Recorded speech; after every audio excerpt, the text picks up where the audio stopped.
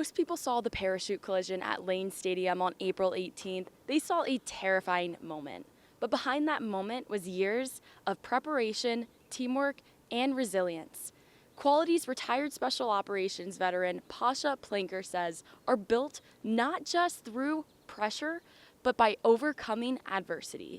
Most people probably expect me to hide. And inadvertently, I did the opposite. And I'm happy about it. Palanker is a two-time Purple Heart recipient and is credited for saving the lives of 15 soldiers by confronting and stopping a suicide bomber in a face-to-face altercation. He now speaks publicly about mental health, emotional resilience, and overcoming adversity after combat.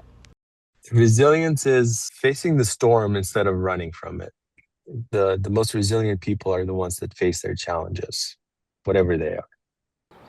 And that same mindset was tested once again during Virginia Tech's spring game when dangerous wind conditions turned a planned stadium jump into a frightening moment. The first time I realized something is wrong is when I saw the first jumper land. That was the first indication.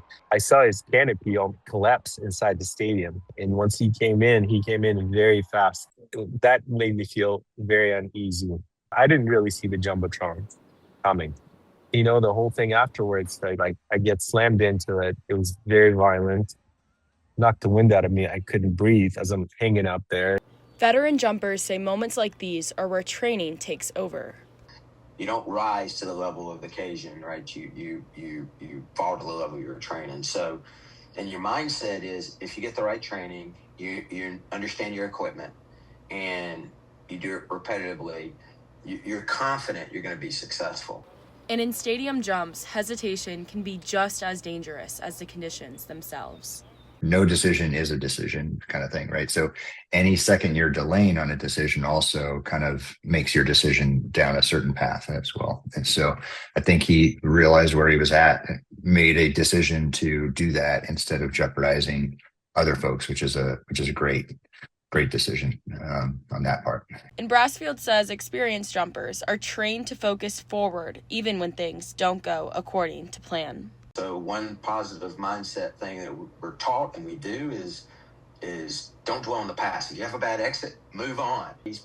That's what he was doing. He was looking forward, like, all right, what's next? Not, oh man, I'm short, I'm going to land in the thing. No, don't worry about that. All right, what do I got to do next? And I think that's the biggest thing in having a positive attitude.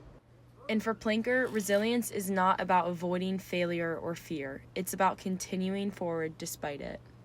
Well, I think life is difficult. It's just things happen to us. And then if the only way things don't happen to you is you live under a rock and your life is just boring. But life is challenging, and it's not what happens to us. It's how we deal with it. That's what truly matters. And I think this situation is a great example of this. And today, Palanker says the experience reinforced the same lesson he spent years learning in and out of the military. Resilience is built through adversity, but strengthened through support. One thing that kind of blew my mind is how much love and support I got from Virginia Tech people, from the Hokies. It's been unbelievable. And I just, whoever comes across this video, I want to express my gratitude. It meant a lot to me, and I'm grateful for that. Reporting in Blacksburg, I'm Michaela Scott.